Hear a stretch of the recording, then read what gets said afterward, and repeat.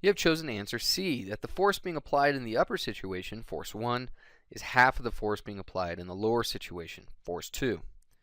Now it's important to examine these cases using a momentum balance approach, since we could say that the net flux of momentum in and out of the control volume through the control surfaces, this term right here, is equal to the force being applied to the fluid system. So that being said, we could write the momentum flux for a steadily flowing system as we have here and evaluate this through both control surfaces.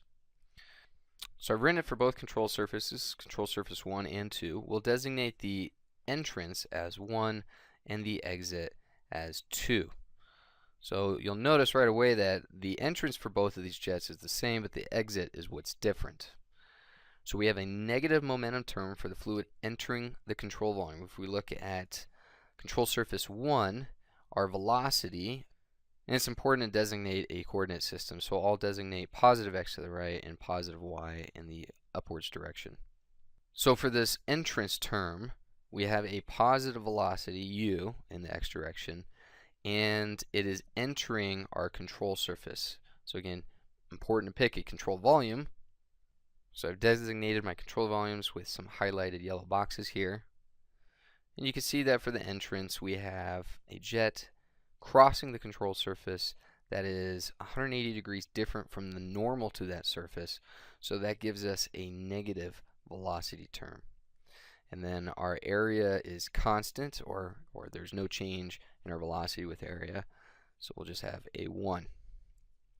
So that's our first term in both situations.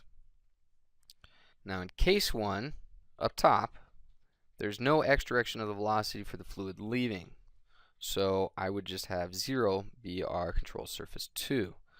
So this is equal to f of x. In case 2, the exiting fluid has the following term associated with it. We have the same starting term, but now we're going to add a negative velocity, since it's moving to the left. The dot product with the normal is positive. They're parallel in the same direction.